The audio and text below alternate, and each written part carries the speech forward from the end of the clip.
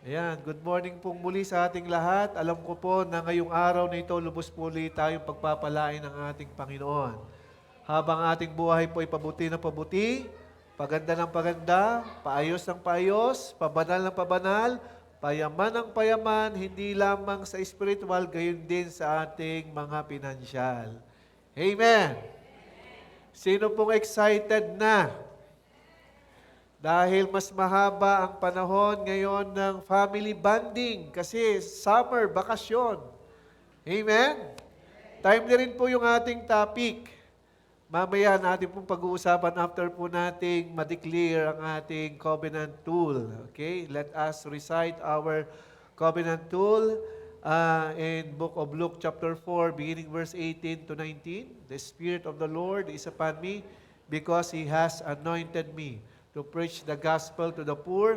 He has sent me to heal the brokenhearted, to preach deliverance to the captives, and recovery of sight to the blind, to set at liberty them that are bruised, and to preach the acceptable year of the Lord, for our God is Jesus.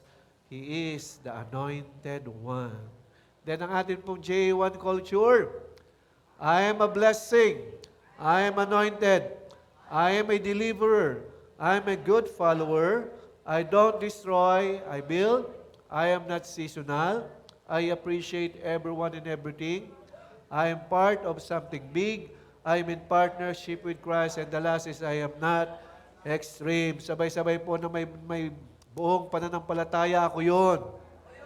Sabihan mo muli yung mga katabi mo, ikaw yun. Hallelujah. Kailangan meron po tayong pananampalataya. Amen? It is impossible na ang ating Diyos ay ma-please sa ating buhay kung wala tayong pananampalataya na may kasamang aksyon.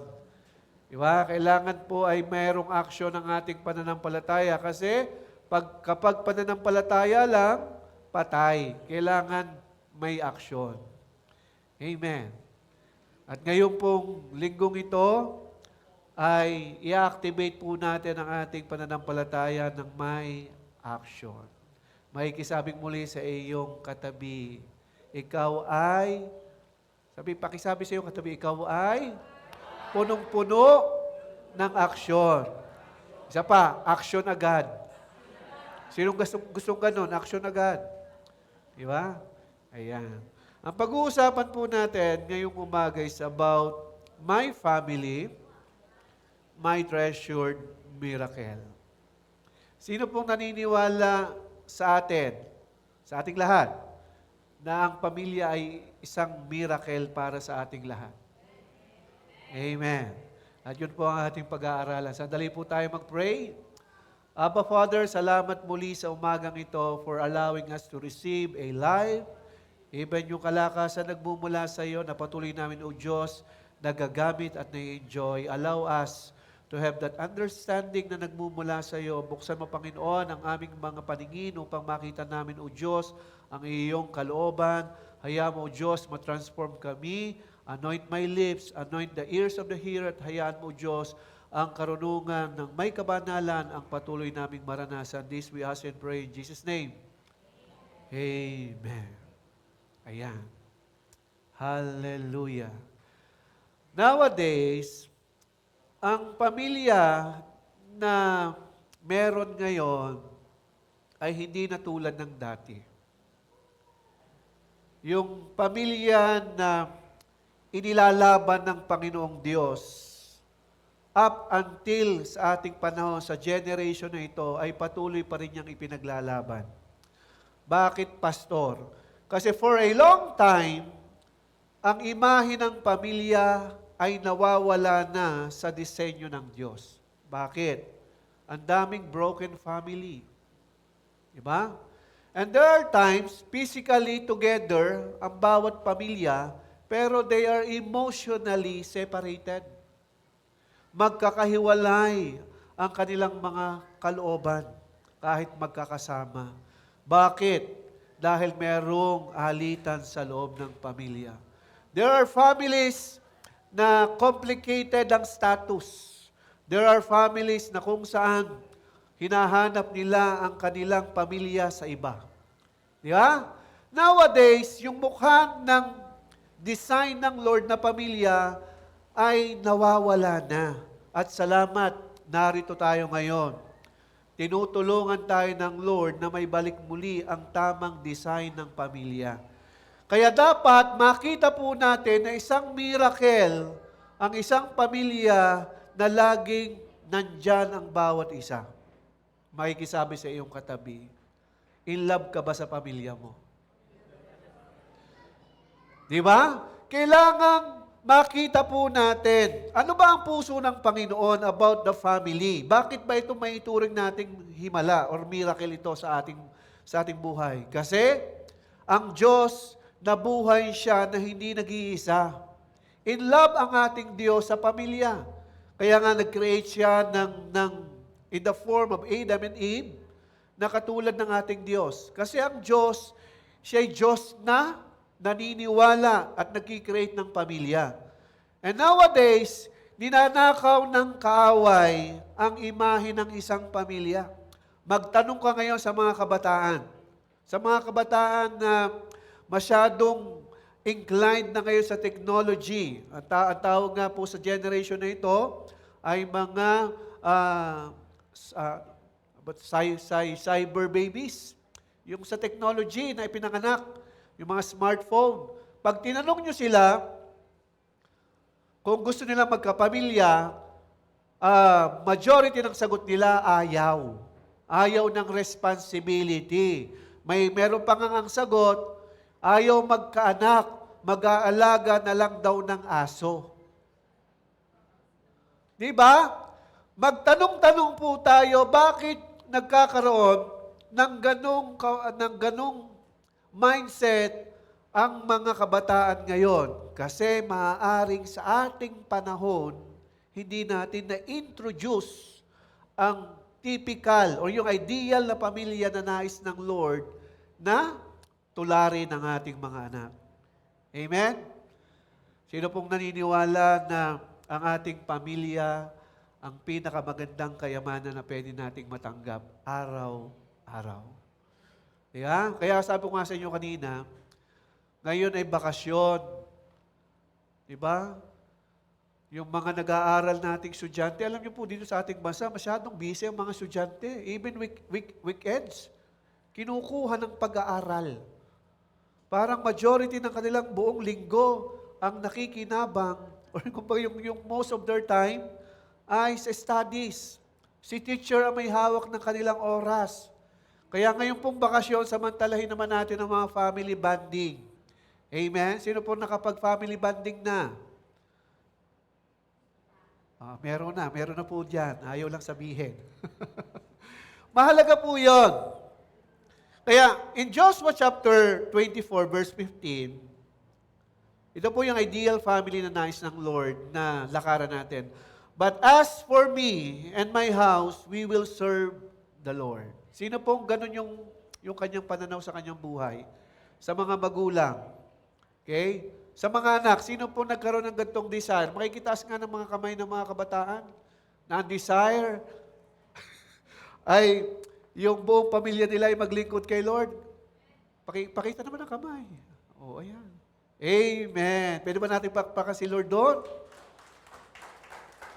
Sa mga magulang pong believer na, given na po yan, desire po talaga ng mga magulang na ang mga anak maglingkod din kay Lord.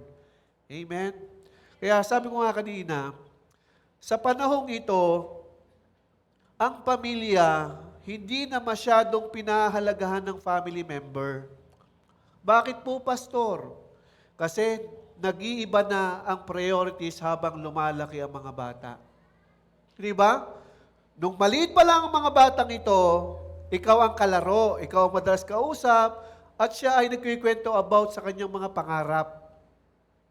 At habang lumalaki sila, nagkakaroon sila ng mundo na ang mga magulang ayaw nang isama. How sad. Sad face. Di ba? Nakakalungkot mang isipin, pero ano ang gagawin natin bilang mga mananampalatayang nakakarinig ng salita ng Diyos? Paano natin tatayuan ang isang pamilya na nais ng Lord na mas mag-grow within the family members. And we are thankful. Bakit po, Pastor? Bakit tayo dapat maging thankful? Kasi nagkakaroon ng extended family tayo. Like the church. Diba? Meron pong mga pamilya na naghahanap ng kalinga sa kapwa nilang kapamilya. Ito po, sa mga anak, may mga magulang na naghahanap din ng pagmamahal ng anak. Hindi niya makita, hindi niya maranasan, hindi niya maramdaman sa sarili niyang mga anak. Di ba? Kaya, we need to look after sa design ng Lord. Dahil kung si Joshua nagkaroon ng desire na buong sambahin niya maglilingkod kay Lord, it is impossible for the one who is in love sa Lord na hindi isama ang kanyang buong sambahan. Bakit? Mahirap ang sumunod sa Lord na sa iyong sariling tahanan may kumakalaban. Amen? Napakahirap na sa bawat umaga, masyadong mataas na yung level ng iyong pagka-inlove kay Lord, pero yung kasama mo sa bahay, hinihila ka palayo sa Lord. Di ba? Kaya nga, yung mindset po natin dapat all together, mga anak at magulang, iisa ang ating desire. Tayong lahat ay maglilingkod kay Lord in any form of service. Marami naman tayong pwedeng magawa para sa kaharian. Amen? Kaya kung tayo in love sa Lord, dapat iisa po ang ating objective. We need to stay sa design ng Lord na pamilya, na tayong lahat ay naglilingkod. Ako po bilang pastor, ako po yung thankful. Kasi nakikita ko yung mga dati pong sila lang ang uma-attend sa church na ito. Then dumating yung moment, yung partner nila nakakasama na. And there are times, several times, na isama na rin ang mga anak. At kapag na-capture sila ng vision ng Lord, how happy and blessed is that family. Bakit? Magkakasama na eh. At sino ang napapasaya natin? Si Lord. Ang Diyos ang unang magiging masaya. Bakit? Ito ang design ng Lord sa pamilya. To keep together, to stay together, to pray together, to dream together, to succeed together. And even at the time of fall, you will stay together. Not divided. Mahalagang makita po natin ang design ng Lord. Dahil kapag hindi po natin nakita ang design ng Lord, meron po tayong mga napapabayaang paalala, reminder sa ating mga pamilya. Ito po, lagi ko rin sinasabi, kung hindi pa po kayo nagpipray bago kumain ng buong pamilya, start today. In a short prayer, mag-assign kayo. Monday, si Papa magpipray. Tuesday, si Mama magpipray. By Wednesday, si Kuya. Thursday, si Ate. Kung may kasama sa bahay, ikaw naman ay Friday. At least, yung moment na meron kayo nagkakasama-sama, nagpipray bago kumain. Kasi nowadays, dahil busy nga ang mga anak, busy ang mga nanay at tatay, yung magkasama-sama, ilalaban mo pa. Di ba? Nasa sarili ka ng tahanan, gusto mo mag-pray, nililid ka ng Lord mag-pray, aayain mo si Bunso, aayain mo si Kuya, aayain mo si partner, mamaya na. Mamaya, nalimutan na. Di ba? Kung ito po'y magiging focus at goal ng isang pamilya, ang saya at ang sarap. Bakit? Ang sarap po na tayo nasasanay sa tama. Amen? Napakahirap sa isang pamilya na nasasanay tayo sa mali. Uulitin ko minsan, tayo ang nakakakita ng ating mga tahanan. Kung may nakikita kayong mali sa inyong mga sariling tahanan, start today na masanay sa tama. Ituwid ang mali. Dahil ito'y kayamanan natin. Amen? Walang sino man mag-i-encourage po sa ating pamilya kundi ikaw at wala ng iba.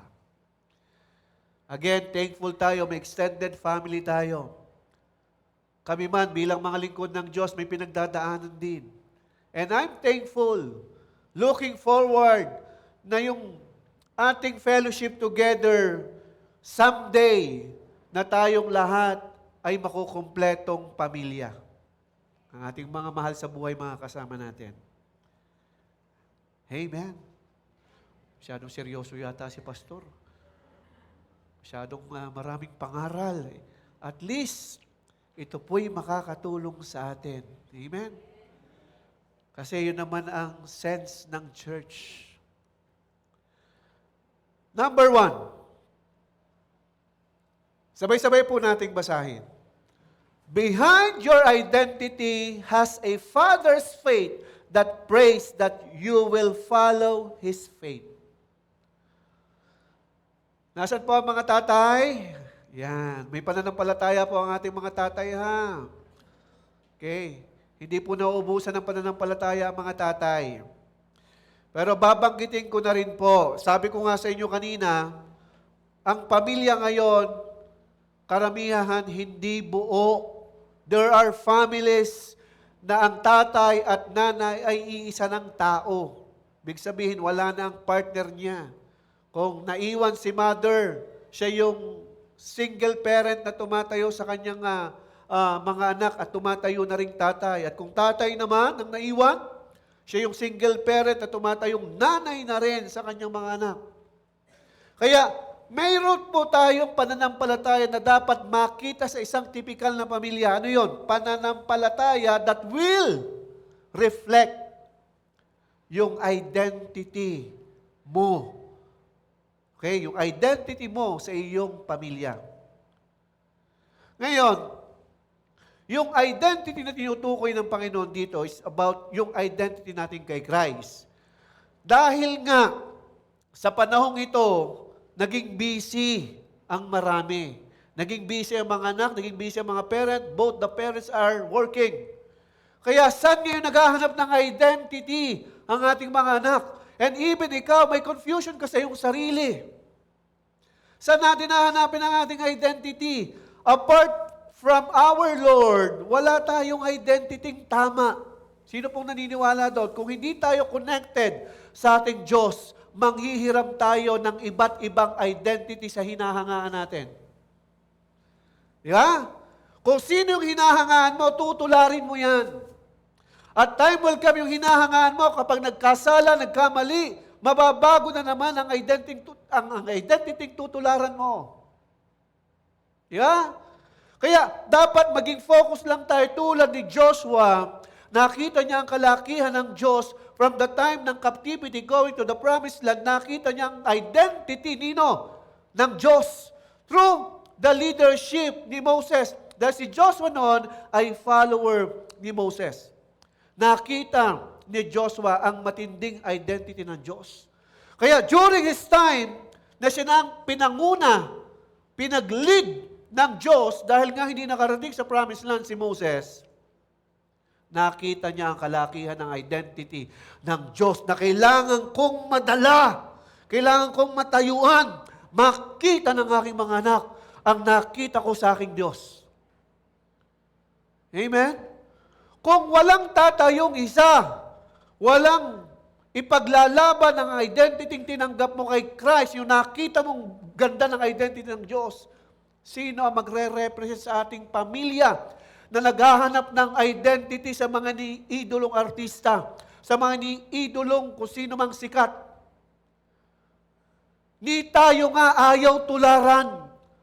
How sad para sa mga magulang na nagbibigay ng mabuting halimbawa pero hindi ka tinutularan.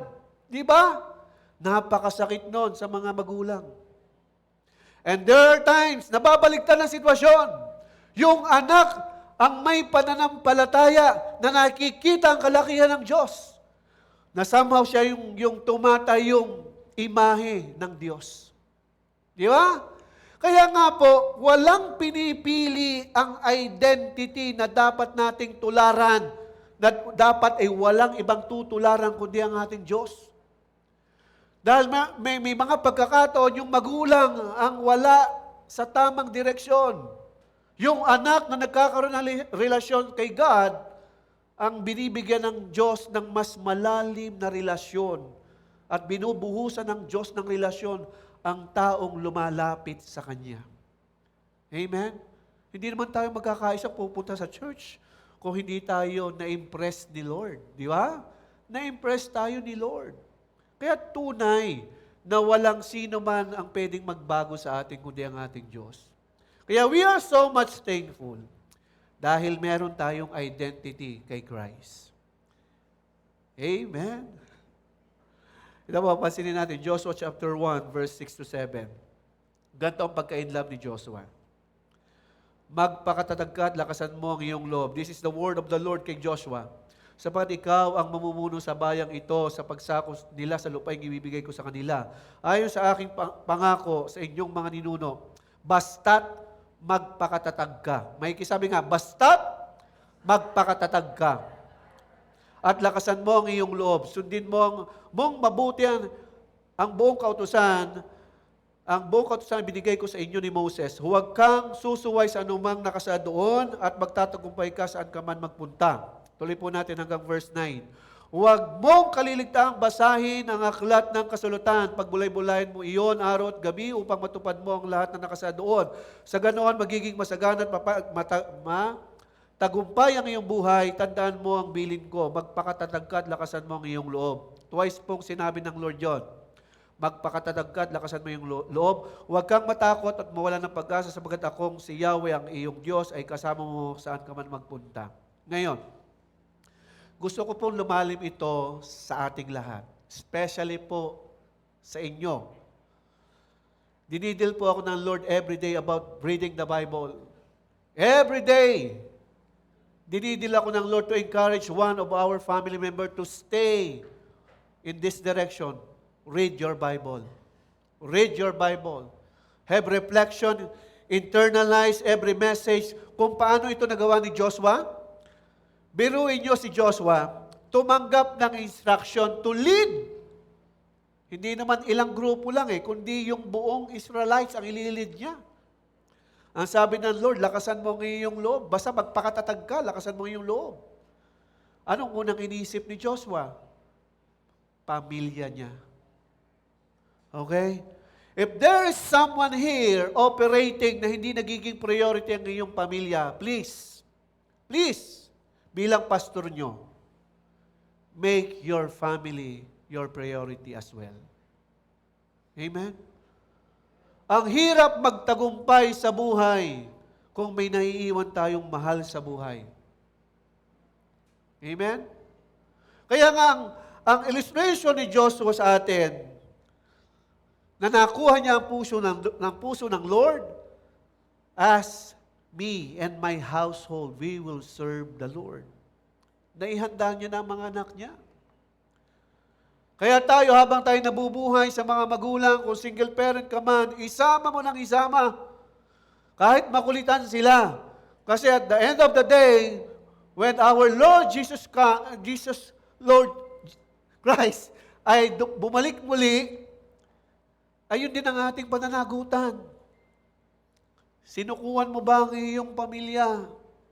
Sabi ko nga po sa ating lahat, kung susuko ka man, ang isuko mo ay ang mga bagay na wala namang life existence. Ano ba yung walang life existence na kapag hiningi ng pagsubok na subukin tayo ng Lord, yung walang buhay, ano ba yon? Material things.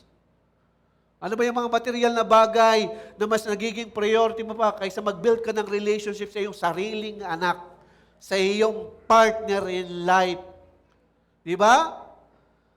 We are so mindful and busy of all those things na wala naman talagang buhay. I heard some of the teaching about money. Sabi nga, money is useful. At ang sabi ng Lord doon, hindi naman ito masama, pero the love of money, doon tayo nagkakaroon ng kasalanan, pagkakamali. Kapag nagkaroon na tayo ng pagmamahal sa pera. Kasi wala namang buhay ang pwedeng mabili ng pera.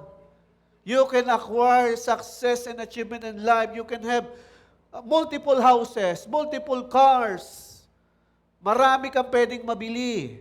Kaya lang, ang relasyon sa anak, hindi kayang bilhin ng pera. Pwede nating regaluhan. There's our present na pwede nating ibigay every birthday celebration. Kaya lang, yung buhay na kailangan natin pong mapalago ay binubuhusan natin ng oras. Amen? Buhusan natin ng oras ang ating mga anak. Buhusan natin ng oras. Ano ba yung oras? Quality time. At ano yung dapat na pagbubuhos na ginagawa natin? Magkaroon lagi tayo ng open heart. Alam niyo po ba ang isang malulusog na pamilya? Sa mga conflicts sa buhay, inside your own family, huwag kayong matakot na ito'y simulang pag-usapan. Kasi kapag inaalaw nating manahimik sa mga issue sa ating sariling tahanan, para itong anay, na akala mo'y okay pa kayo sa isa't isa, wala na palang laman ang relasyon nyo sa isa't isa. Nanakaw na ang pag-ibig. Amen? Kaya nga, huwag tayong masyadong concerned about earthly things kasi ito'y sinabi ng Lord. Maging concerned tayo sa ating pamilya. And there are times hindi natin makuha ang pagmamahal sa ating sariling pamilya sa natin kinukuha sa ating kaibigan. Sa tatay ng iba, sa nanay ng iba, okay lang yon. Kasi nagkikreate talaga ang Lord ng extended family kung ang iyong pamilya inaayos-ayos pa lang ni Lord. Bakit? Kasi alam ng Lord, kung wala tayong tatakbuhang extended family, guho na ang buhay natin. Amen? Kaya nga thankful, may church tayo eh. Thankful kapag mayroon nangangamusta sa inyo, hinahanap kayo sa church. Di ba? Sa isang pastor po, hindi po nawawalang hinahanap, lagi yung nawawala. Talaga pong hinahanap. Puso ng tatay. Kaya sa atin po, nais ng Lord, mabuhay tayo. Na priority natin ang relationship ng ating mga anak, ng ating mga kasama sa buhay, and even mga ate at kuya. Extended family natin yan. Kaya nga ako'y thankful sa Panginoon for having you, guys, in our family. Masayang-masaya po ako na nakikita ko po kayo. At higit po ako nagiging masaya kapag nakikita ko ang transformation ng inyong mga pamilya. Bakit nga po, Pastor? That is the objective and the goal of our Lord. Amen? Na tayo maging connected sa isa't isa. At ang daming miracle na nangyayari sa bawat tahanan. Like for example, 1 week to 1 month, hindi ka kinausap na iyong sariling anak dahil may issues of correction. Okay? May issues of correction na nagdulot ng pananahimik sa tahanan. Umiiyak yung magulang. Yung anak, living in pride to think that he or she is right. Tumatagal na hindi nag-uusap, nalalamig ang pag-ibig sa loob ng tahanan. Kaya anong gagawin natin? Ilapit natin kay Lord. Amen? Yung identity natin nagmula sa Panginoon. Siya yung ating source. Kaya ilapit natin kay Lord. Huwag niyo pong susukuan ang inyong mga mahal sa buhay. Please. Huwag na huwag. Kahit sinasabi niyong may black sheep. Katapat lang yan, sunrocks. Papoputiin natin. Siyempre si Lord po ang babago ng buhay niya. Amen? Huwag po natin susukuan. Hanggat may buhay, may pagsubok. Di ba? May ginagawang himala ang Lord kasi pamilya tayo ng Diyos. Kung tayo may pananampalatayang babaguhin ng Lord ang ating mga mahal sa buhay, how much more is our God? Kasi ang identity natin, kinukuha natin sa Kanya. Kaya naniniwala po tayo na sa Joshua family tayo. Pag sinabing Joshua family, as me and my household, we will serve the Lord. Di ba? Ang sarap pong panghawakan doon. At ako hindi naiinip. Kasi may kanya-kanya tayong panahon ng pag-encounter ng Lord. Pero ito po ang kailangan maging matatag tayo. Sinabi ng Lord kay Joshua, basta magpakatatag ka at lakasan mo yung loob. Saan? Sa ating mga anak na pasaway. Sa ating mga asawang pasaway. Kasi, pag napasok na po tayo ng culture, na nanawa na, napagod na, nagsawa na, ayoko na. Pag napasok tayo ng kulturang ito, deception niya ng kaway. Cold na ang relationship ninyo. Casual na ang lahat. Kakain ka ng mag-isa. Hindi ka na mag-share ng stories mo sa buhay. You will live alone. Even if you have your own family. Kasi hindi mo na ipinaglaban. Ang Diyos hindi tumigil. Basta magpakatatag ka, lakasan mo yung loob. Kapag nagpapaulit-ulit yung pagsubok na yon, paulit-ulit din sinasabi ng Lord, basta magpakatatag ka, lakasan mo ang iyong loob. Sino ba pinaglalaban mo? Sarili mong pamilya. Di ba? At sa mga nakaunawa nito, ang tinding achievement. Yung nakaranas ng breakthrough.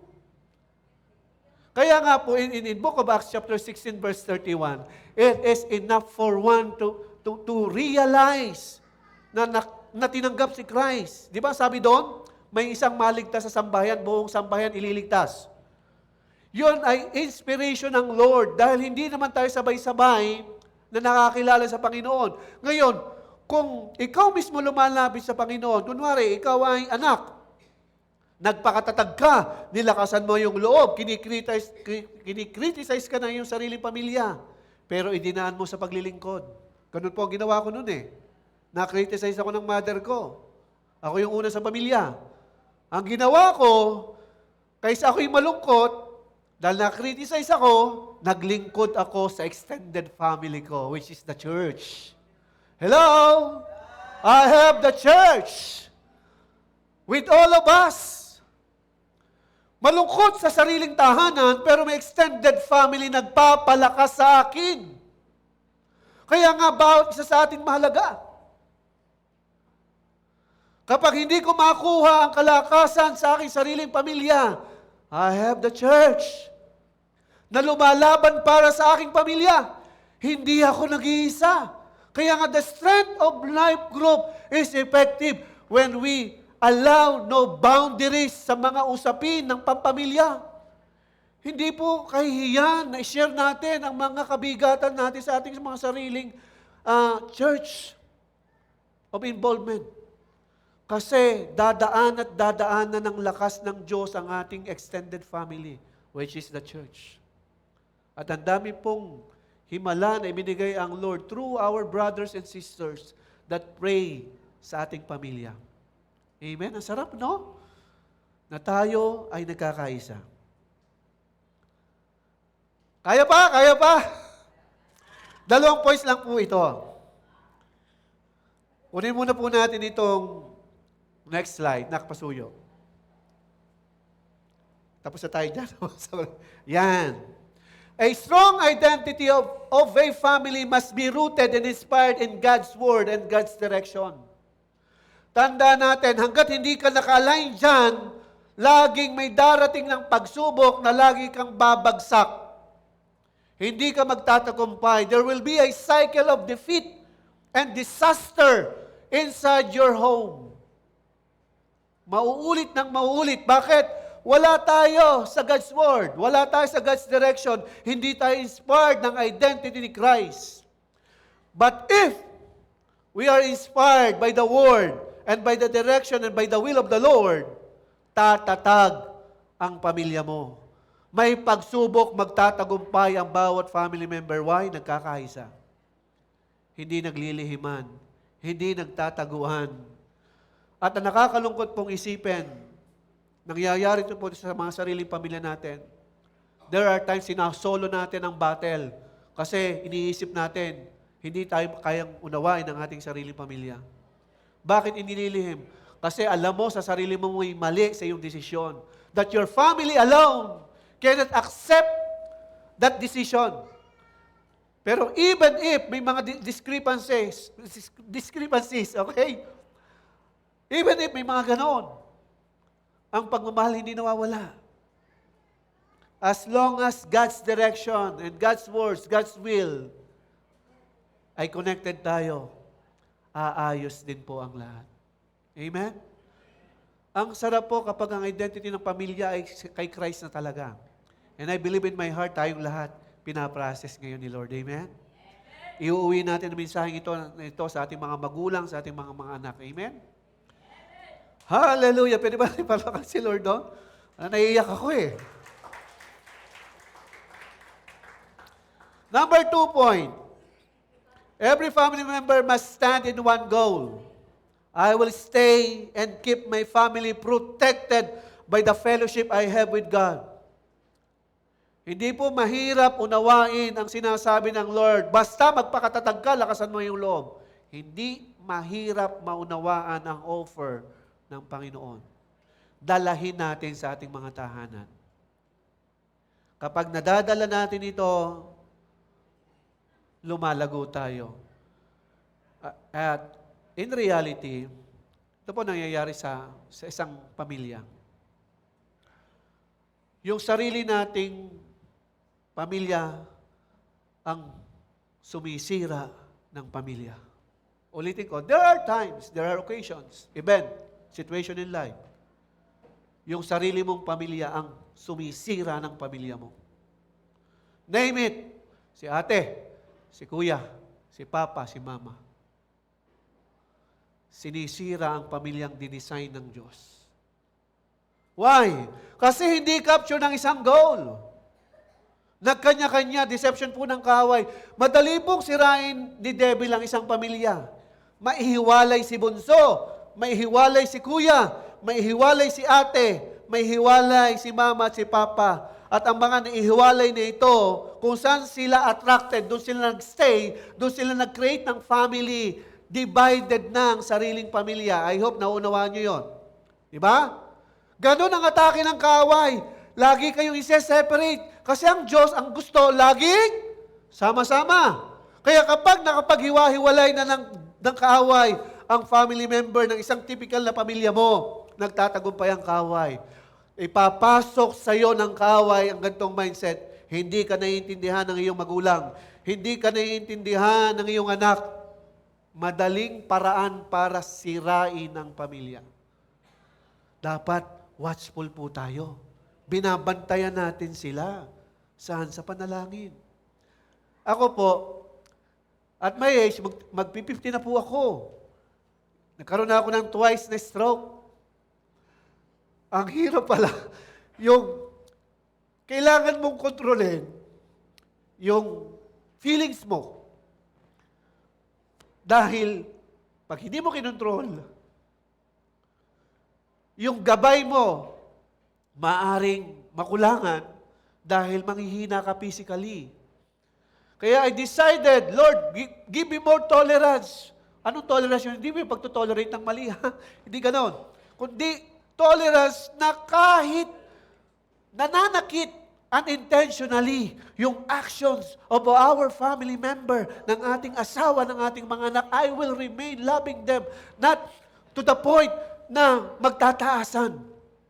Nakukuha niyo yung point, mga anak? Hindi nagtataasan, kundi pababa.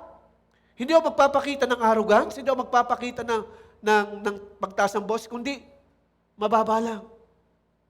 Pero yung pain sa loob, ang sakit. Sobrang sakit. Hindi lang po sa aking sariling pamilya, even if sa ating extended family, someone, even sa ating extended family natin, can harm us. Kasi wala yung mindset protection. Kaya nga po, kapag iisa ang ating goal, sa ating sariling pamilya, one goal, I will stay in my family. I will keep my family protected. At kasama extended family, I will also protect them. Kaya lang, as I protect them, ganito po nangyayari sa sitwasyon ng buhay. Our reminder may come in a form of correction. Di ba? Reminder in a form of correction. Ngayon, kung sino man yung kinorek mo, kapag hindi naunawaan yung correction nagiging division. Di ba? Nagiging division. Yung correction. Na supposedly, ito'y guidance. Amen? Guidance ito para hindi siya masaktan, maisip niya yung bagay na hindi niya naisip, na dumaan sa atin. Nagiging division. Which is yung correction na yun should be covering. Di ba? Correction is covering. It's not a division. Sa isipan ng isang family member na ito hindi naunawaan, mag-i-inject ang kaway. Hindi ka nila naunawaan. Hindi ka nila naunawaan. Ituloy mo lang ang direksyon na gusto mo. Which is, kino-cover ka ng mga nagmamahal mong family member. Ang tingin mo, division. Masasaktan ka sa correction. Yeah? Kaya, our main goal in life, in our family, which is everyday may miracle. Yung kinausap ka ng anak mo, nagtampo sa'yo. Na binibigyan mo ng halimbawa ng pagpapakumba for a long time, hindi nagpapakumba pa, pero bigla na lang lumapit sa'yo from many years of prayer. Biglang lumapit, nagpakumbaba. It is a form of miracle. Amen? Yung partner mo, nagpakumbaba. It's a form of miracle. Kaya nga, ang sarap maranasan ang miracle sa ating sariling pamilya. Dahil tinitreasure yan ng Diyos. The same thing na dapat maging treasure din natin. Amen? Say hallelujah. Hallelujah. Woo! Tindi ng presence, no? Next slide na.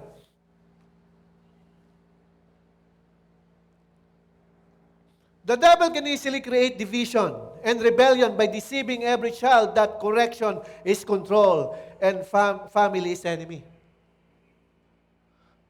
Yan ang atake ng kaway. Correction, akala nila kinukontrol sila. Pero hindi naman. Kundi nagseset ng mga option.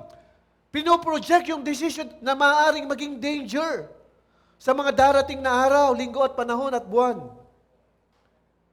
Pamilya nagiging enemy. How come that a family that protects you becomes your enemy? Bakit? Merong hindi pinagkasunduan. Kaya tayong nakaunawa sa Panginoon, we will humble ourselves every day. Sa mga magulang, huwag niyong patulan ang inyong mga anak. At sa mga anak naman, huwag niyo rin patulan ang inyong mga magulang. For the sake of the love of our Lord. May Diyos na nagtayo ng family. Na tinitingnan ng Diyos, magkasundo-sundo kayo. Huwag kayong mag-awayan sa inyong sariling pamilya. Amen? Kaya nga kapag in love tayo sa Lord, there will be no room of division. There will be no rebellion.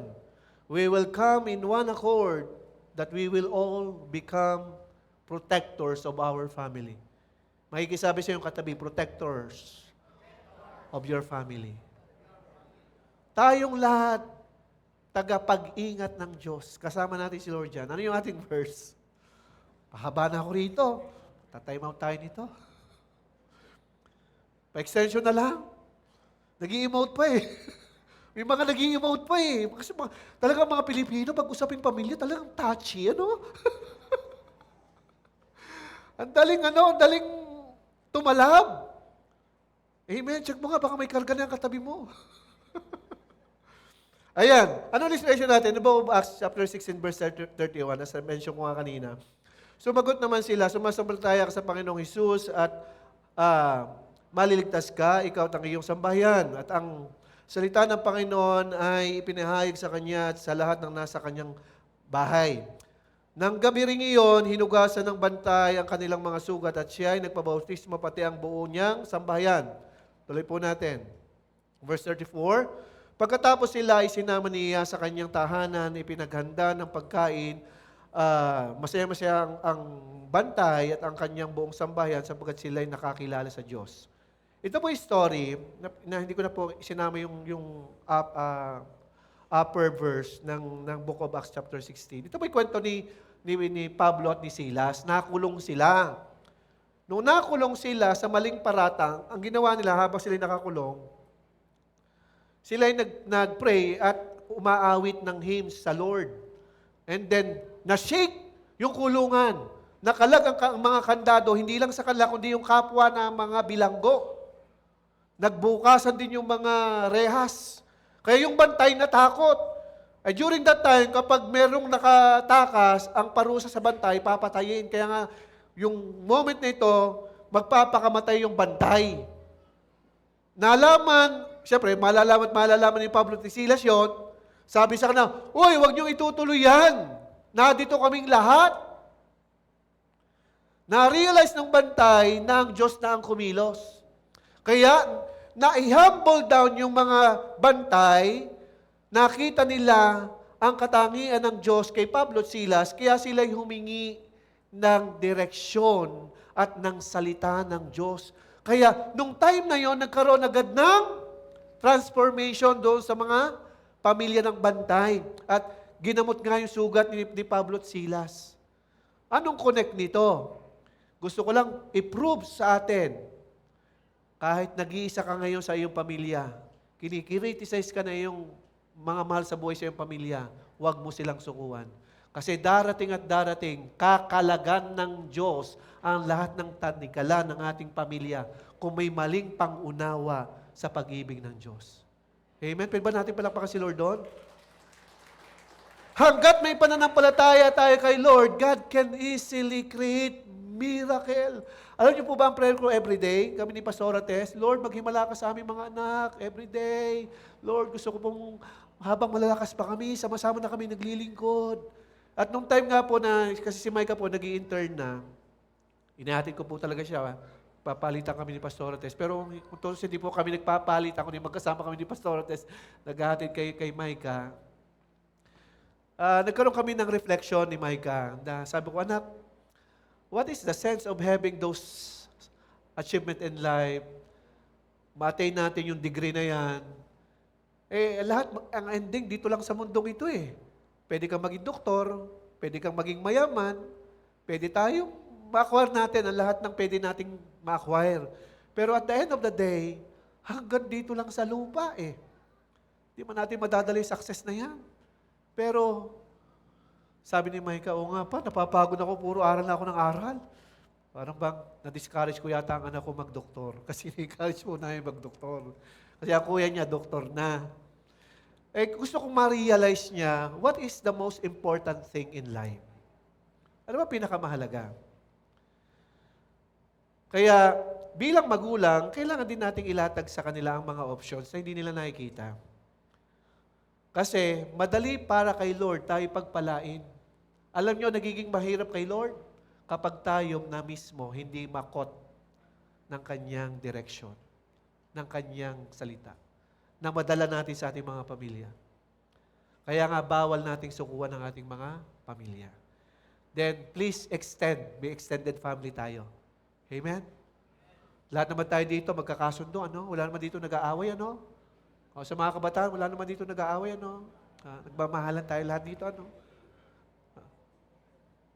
Masarap ang spaghetti sa sunod, ano? Hintayin natin kung sino hipuin ng Lord sa spaghetti. As hindi po nakakaalam, lagi po tayo may regular LG sa RB. Every morning po, umalis kami dito ng 5:30 ng umaga, dadala tayo ng kape doon, nagkakaroon ng Word of God, at regular meal every morning is coffee and hot pandesal. Kahapon po, may pansit na ang daming sangkap. Humaba po lalo ang buhay namin. Amen? Ganun po kumilos ang pag-ibig.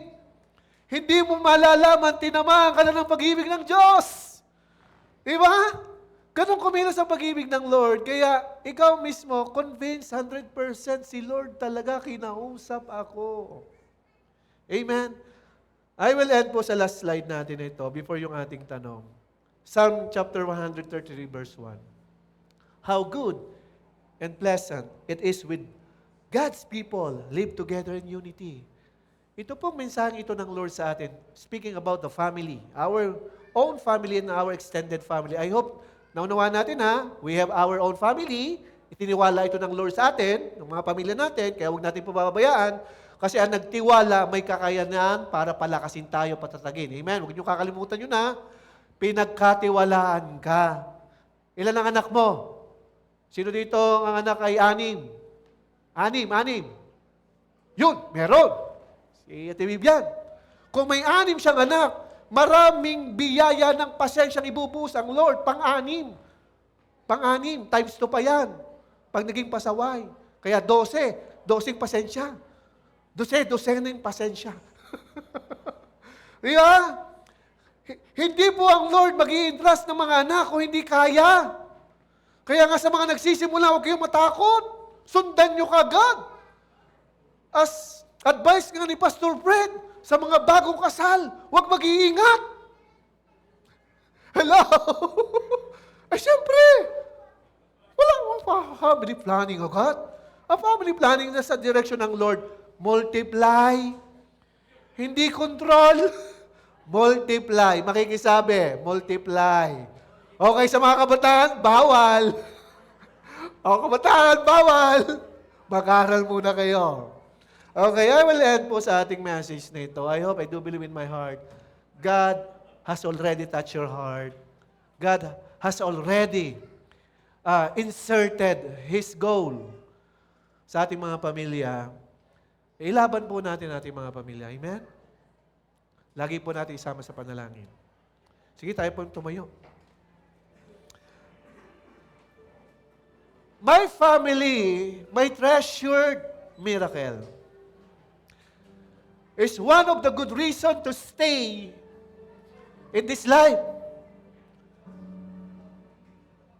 Ang sarap na may kapamilya. Ang sarap ng may nagmamahal. At ang sarap ng nakakapag-express tayo ng pagmamahal. Dahil ang sense and importance of life is in love. Nasa pag-ibig. Kaya ngayon pong oras na ito, as we sing this song, let us internalize every message of the Lord. Let us have a deeper way to accept the teaching of our Lord, to accept His direction, His word. Na next Sunday, mula ngayon, Monday, hanggang Saturday, pag-pray nyo na sila, invite nyo sila makarating dito. Ilalaban ng Lord ang tamang purpose.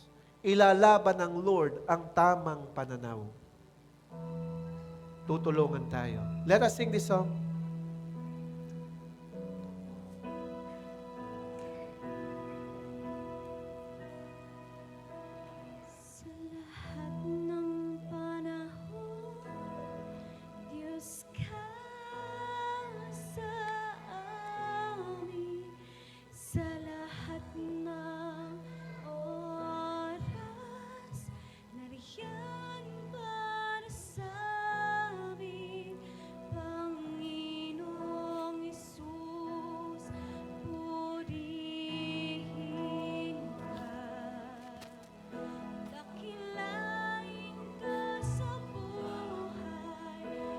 Come on, church. Sing out loud. Sa lahat ng panahon, Diyos ka Sa amin. sa lahat ng oras, nariyan para sa amin, Panginoong Hesus, purihin dakilain ka sa buhay ko, di nagbabago, Diyos ka sa amin. Come on, church. Sandigan, nariyan para sa amin, Panginoong Hesus, purihin ka, magliwanag ka sa buhay ko. Sa lahat Lahat ng panahon,